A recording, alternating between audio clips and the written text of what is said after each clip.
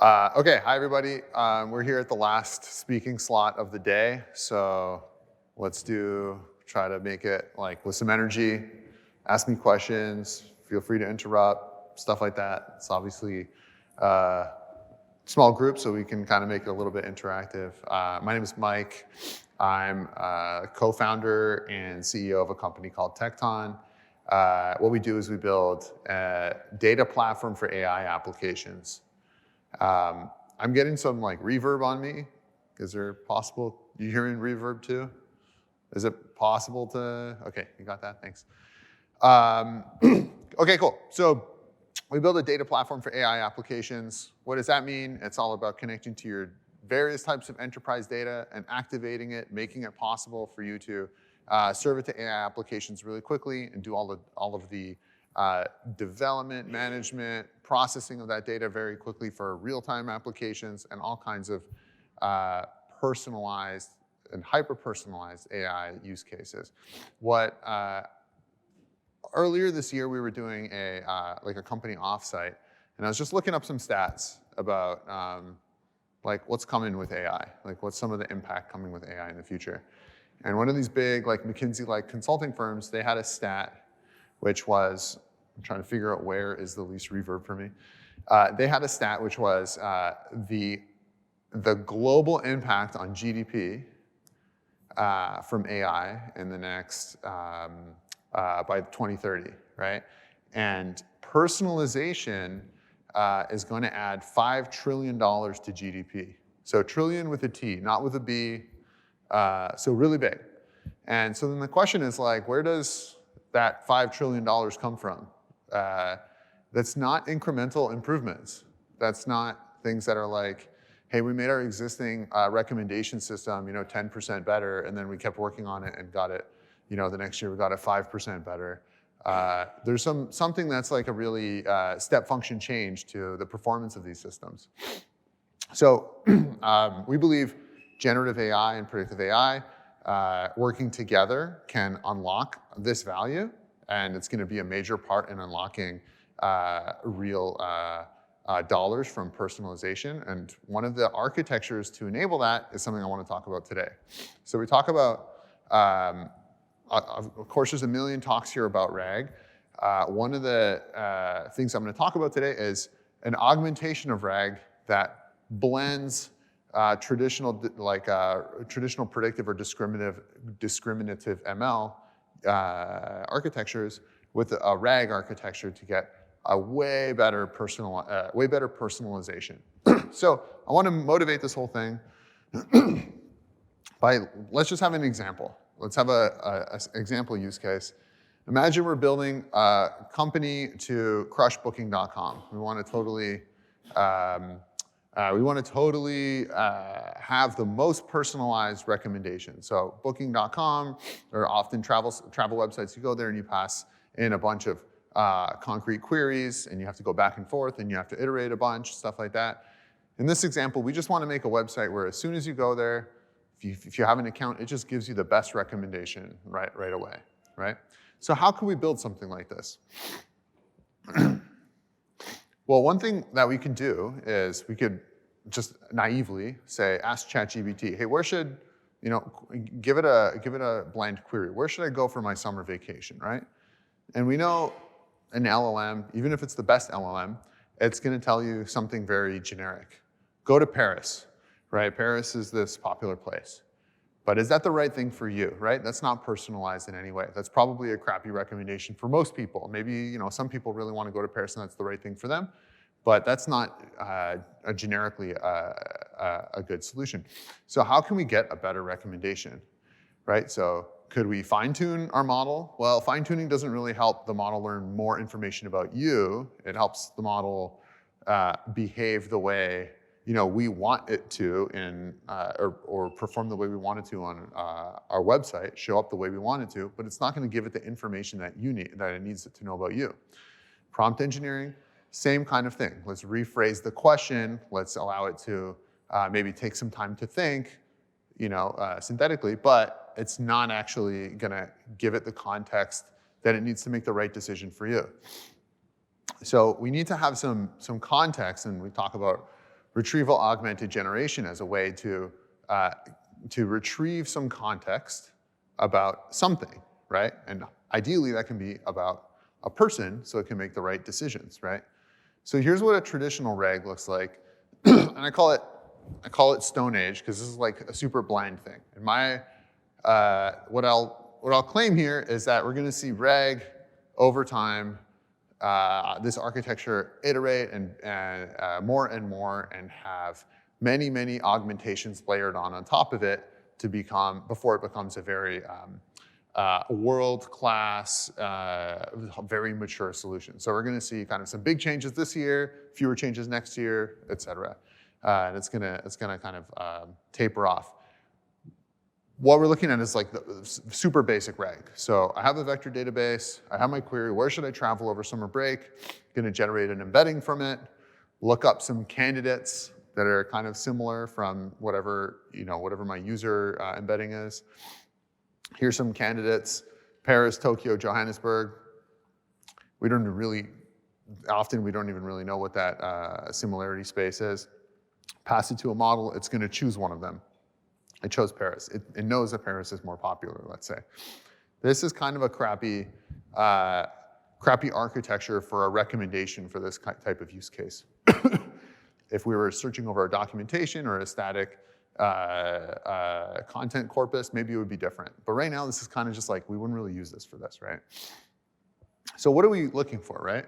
Well, right now, we have kind of, what we're getting is kind of like, it's like we're talking to a stranger travel agent, someone who has a high expertise. They know about a lot of places. They have a lot of general knowledge, but they're a stranger to us. They don't really know us.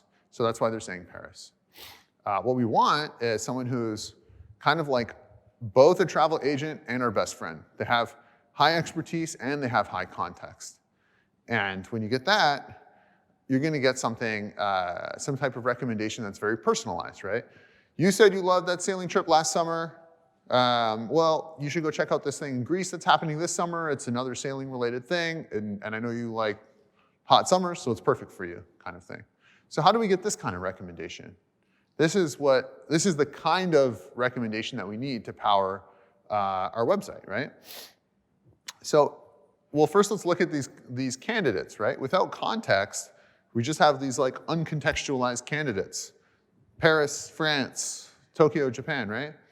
But the context is super important. It's the information that tells the model everything it needs to know about a situation and everything it needs to know about making the right decision in a specific situation.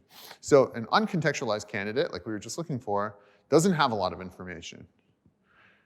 But a contextualized candidate has a lot of information, and it can be about one thing or another. So here, this is a lot of information about the location itself. So what do we know about Paris? Well, here's the weather that's in Paris. Here's the activities. Here's some of the events that are happening right now. So this is a thing that's relevant for right now. What's the budget in Paris? How expensive is it? What's safety like? These are data points, traits, attributes about Paris, right? We need to know this if we're gonna make a recommendation. If we're gonna tell you what's right for you, obviously we need to know about Paris, but that's not really enough, right? We need personalized context. We also need to know about you.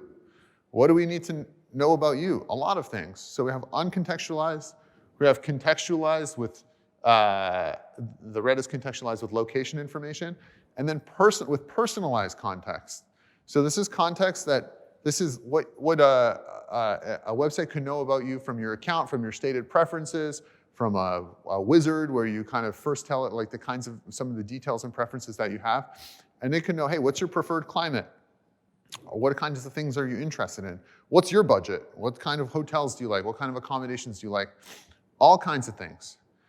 And when we have those types of, that level of context, personalized context, and we have the location context, then we're in a much better spot to make the right kind of recommendation. So let's talk about some examples of context. Destination insights, so what kinds of things can we know about the place, right? Obviously cultural significance, safety alerts, I'm not gonna read all of this. User-centric data, so stuff about the user. What have they done in the past? What do we know about them demographically? Travel patterns. What are their preferences? Real-time data. What's going on situationally, right? Where are they geographically? Do they want to travel somewhere close? Well, then let's recommend places that are close by. Economic context, right? Maybe it could be like their budget, the user's budget. It could be what's going on in that place right now. Maybe some news things, some weather patterns, all kinds of things. And we can just brainstorm this. Like, this is just a couple of examples. If you're a booking.com, you have thousands of these signals, thousands of these little traits of different things that are pieces of context that can be used to make the right recommendation. So when we want to answer the where should I travel over summer break, we want to have the highest quality response. And to get there, we need, well, you can't see on this slide because there's these things, but you can see, but the bottom, the horizontal axis is amount of context. So on the right side, it's high context. We want to have as much context as possible and as high quality context as possible, because that empowers a much better recommendation or response. So how can we do that? Well, we really have, we have a variety of candidates, and we have a feature platform in the middle. And feature platform is a layer in the MLOps and the AI stack. That's actually what Tecton plays a role in, and it's about sourcing data and integrating it both offline and real time to provide the right data to go into a model. We're gonna look at how that works. So we wanna have these candidates with personalized context. That's the green on the right going into the recommendation LLM. And we wanna bring in all of the candidate data, like the location data, all of the user data, and merge that at the right time so we can contextualize and enrich these candidates. When we do that, we can get this really nice, Kyoto is perfect for you because, and then the model can even explain why it's perfect for you. Excuse me. And so the feature platform is the layer that's orchestrating the context assembly. It's doing this join in real time. And so there's all kinds of context. This can be a very heavily contextualized candidates, and the more we have, the better the recommendation we can make. So that allows us to go from something like this, where we're kind of like, where we didn't know what to put, to a very personalized recommendation. So this is saying, just as an example, hey, there's a last minute opening. So this is a thing that wasn't even available yesterday or an hour ago, right? There's a couple of spots at some sushi chef's workshop, and it's a few minutes walk from you. So it's really close to you. So it's only being recommended because it's nearby you.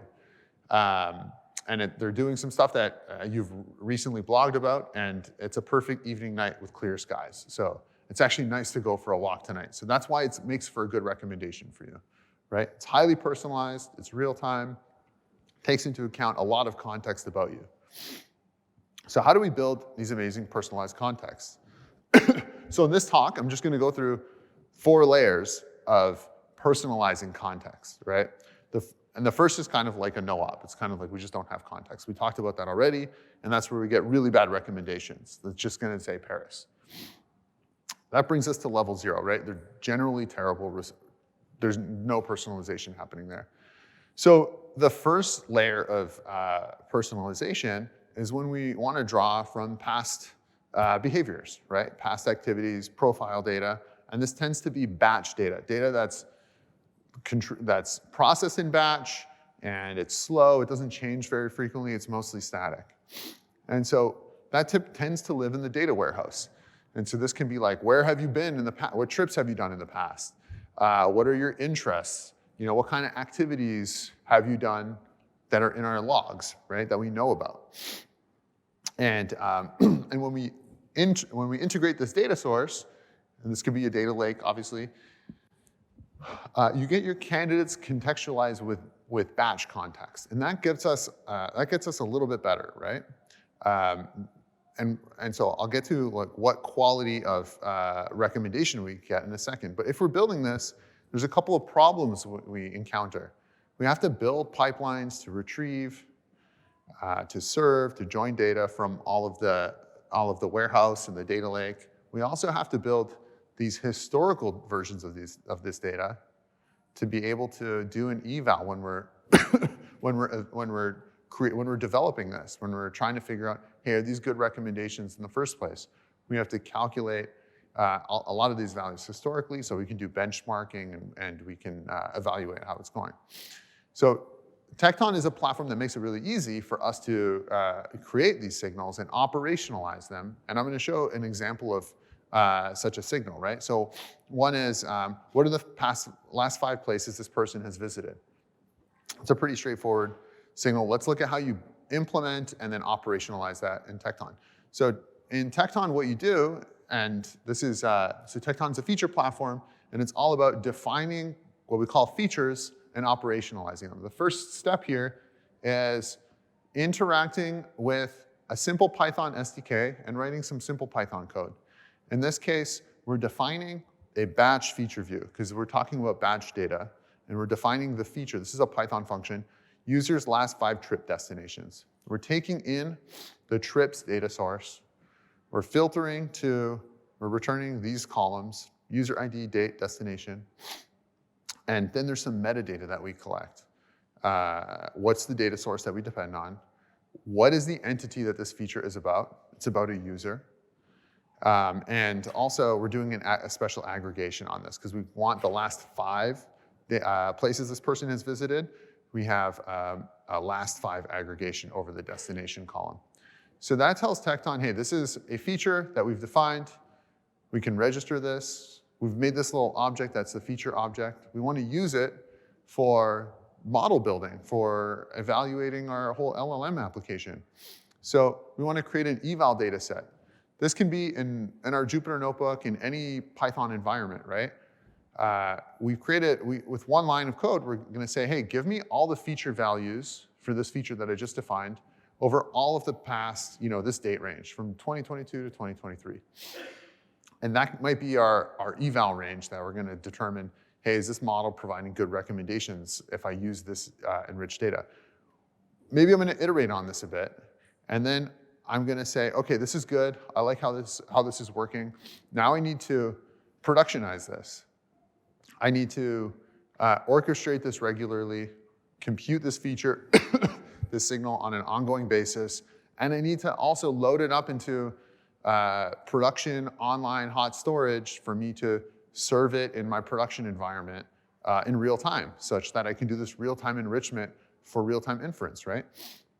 So I just run one command, Tecton apply, and Tecton handles all of the data engineering in the background, right? It provisions the infrastructure, it configures it, it's going to handle the automated orchestration and the automatic loading into the online store and serving, and all of the serving and operationalization there.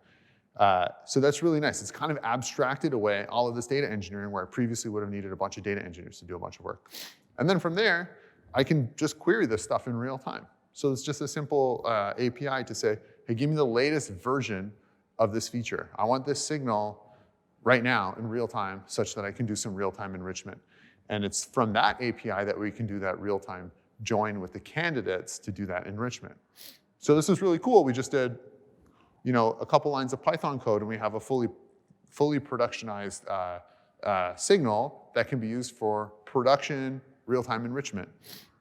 And that allows us to have a batch context being used in our personalization application. So now we can say, hey, I think, considering that we looked at your trip history and your user interests, et cetera, visit the city of Kyoto because of your interests in this, and because you've been to this place, we think this would be a good recommendation for you, right? It's based on your historical stuff. So that gets us to level 1. It's still not great. This kind of, going back to this, still kind of like not a really compelling recommendation.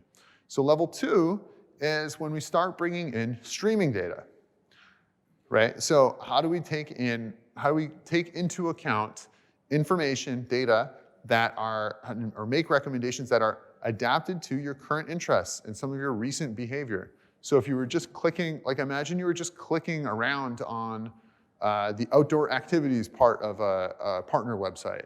You're just browsing a bunch of things in a certain category. We would want to reflect that. We would want to know that, right? That's part of the context that would be important if we're trying to make a recommendation for you. So here's some examples, some data sources. Session interactions, purchase data, search data, There's a variety of data like products viewed, purchase trends, pricing changes. These are all kinds of things that you might find in streaming data, like Kafka, MSK, whatever it is. And we could enrich the candidates to have batch and streaming context involved in the candidates for a better recommendation. But this is where things get hard. When we want to build this, now we're talking about developing and productionizing streaming data pipelines. We have to evaluate them, to productionize them, we have to monitor them. All of that stuff's really hard. That usually is let me start going to another engineering team and signing them up to own a bunch of stuff that I have to depend on them for. And then the cost and the complexity of our application and our project is growing substantially. There's another thing to think about here, which is the cost efficiency of this system.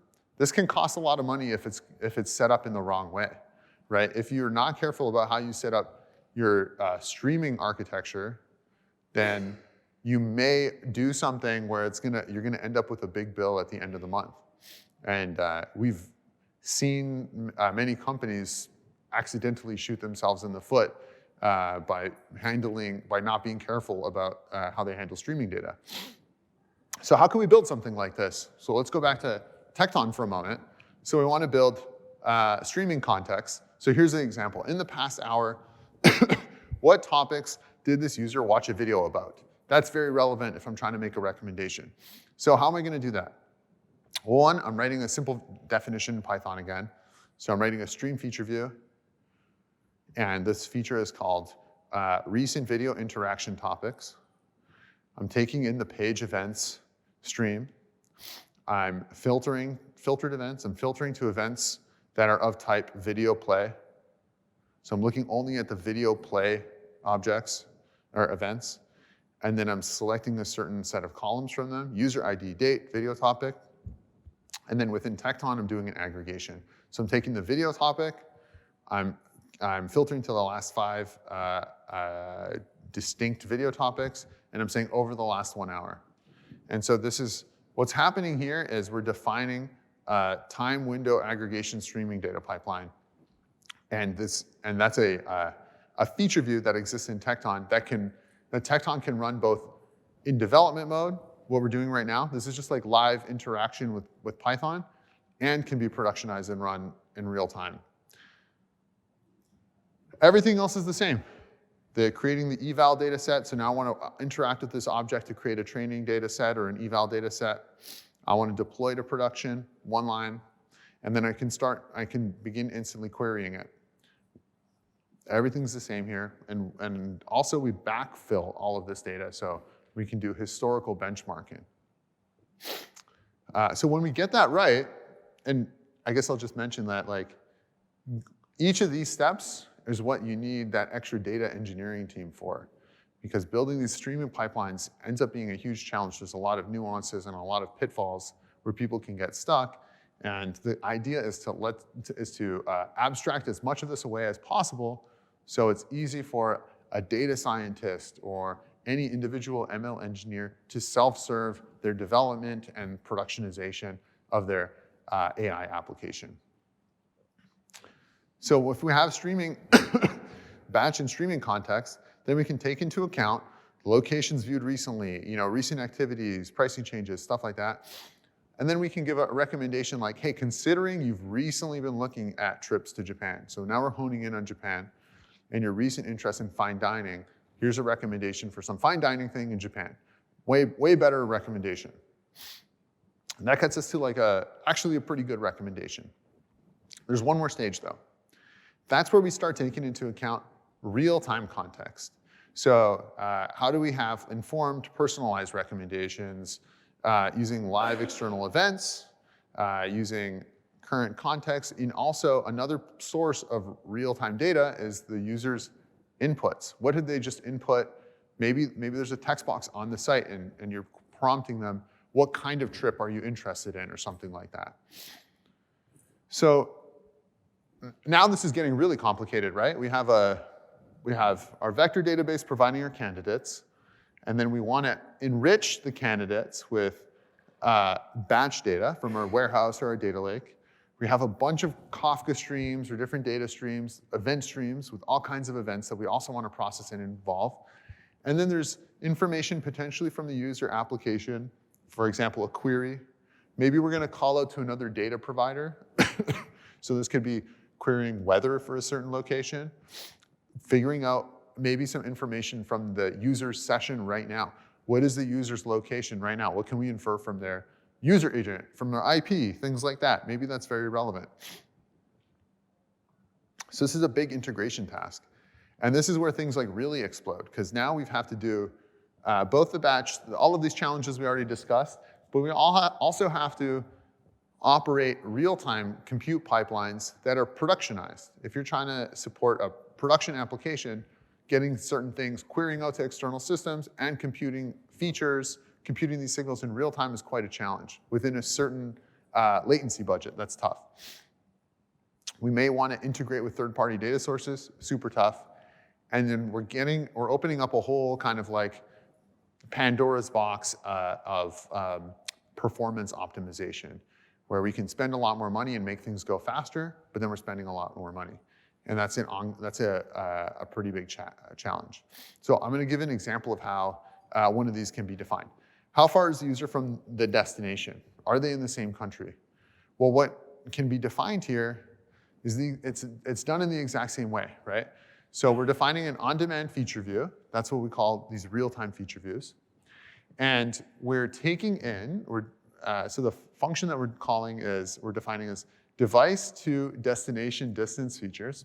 And we're taking in two things, the destination info and the device information.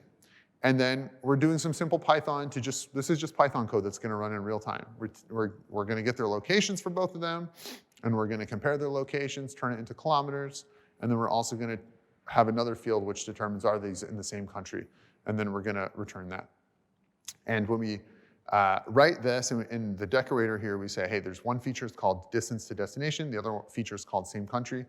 This is registered in Tecton, and now Tecton knows what to do with this. It knows that this is a feature that I know how to compute it offline, I know how to compute it online in real time, and we can use this for real-time enrichment, and we're gonna run Python really quickly in real time. All of those other steps about testing the feature, productionizing it, and then actually querying it in real time are all the exact same. So we can query all of these features through the same interface in real time, and there's no extra production integration work to do. It's just calling an API in Tecton.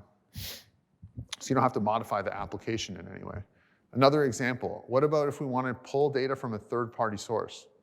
So maybe we need to call out to a weather data service or something like that.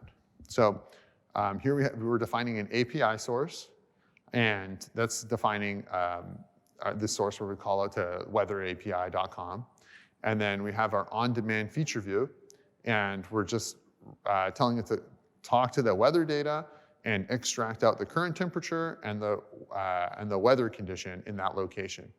And then we just have two features coming out of here, right? Obviously it's a little bit more code, but it's still extremely concise and can be iterated on locally. So you can just keep trying things locally until you get to a really good signal for what you're trying to build. And then when we have real-time context, we're now able to integrate all of these kinds of signals, right? What are the local events happening right now? What's the local weather at this moment? Is there traffic between you and that place right now that would make that recommendation be really, really suck? And that's how you can get to these types of recommendations where we can say, there's a last minute opening, right? Something is really close by to you, and it actually makes sense to go for a walk at night and walk there because it's really nice weather, and it's about a topic that you've blogged about and you've shown previous interest in. This is a hyper-personalized application. It's a hyper-personalized recommendation. It's a really nice recommendation. And it's very possible to build this kind of thing. This is it seems ahead of time like, wow, that would be so hard to build this type of recommendation. But it's actually not that bad. We just built the core signals for it. And what's more is that we can use those same signals to also, it's kind of small, but at the bottom it says, why did we suggest this? We can use those same context-enriched candidates to query an LLM and say, explain why we suggested this. And it can tell the user why that is. And that's very important. That kind of explainability is very important. Now I want to talk about one more tier of personalization here, which is including feedback. So we could also then say, hey, is this what you were looking for or not? And we can allow the person to say that with a thumbs up, thumbs down type of thing. And we can feed that back into the LLM. They weren't looking for this, they are looking for this. Or we could even have a text box where they can say, no, I'm looking for something of more of an active or like more of an activity type of thing. And then we can feed that back into the LLM and iterate, right? I'm not gonna get into that in this talk, but this is something that's coming up. And I think we're gonna see a lot of this more iterative feedback stuff and recommendations and personalizations applications in the next year or so. Okay, so recapping, what did we learn? Context, super, super important. Doesn't matter what your use case is. Doesn't matter what your application is, right? If you're doing e-commerce, you wanna have super tailored shopping experiences. You're doing all kinds of communications. If you're generating content for people. You know, I think that every single part of the user experience of a customer journey is gonna be generated by AI and personalized in the future. Every pixel you see, every word you see, every color that's on the page is gonna be coming through an AI application, through an AI model. So personalizing context can unlock amazing AI behaviors and product experiences, but this kind of high level of personalization is valuable, but it's very hard to build. And feature platforms can configure and assemble personalized context for LLMs. Feature platforms are a way to make it really easy to build these types of applications. So this is kind of what that end architecture looks like. And so at the beginning I said, hey, it's, it's a little bit of a hybrid. It's kind of like we're using the generative AI standard RAG architecture, but we're taking into account features which are very common. It's the main thing we think about when we talk about predictive ML. And we bring those together, we can get a better outcome. But that's not it. If you're trying to actually build this thing in your company, there's a bunch of problems you'll run into still. How do we version this thing? We want multiple people to work together and develop this stuff. So how do they collaborate? How do we govern which data can be used where? How do we debug this when it stops working? And how do we ensure it continues to work on an ongoing basis? So that's basically what Tecton's all about. It's what we've built in our enterprise platform. And you know, you can try this out today. It's a little bit covered, but if you go to tecton.ai/explore, you can get started building out all of the data flows to enable a hyper-personalized application. Okay, great. That's all I wanted to talk about. Thank you so much. I'm happy to take any questions if anyone has any.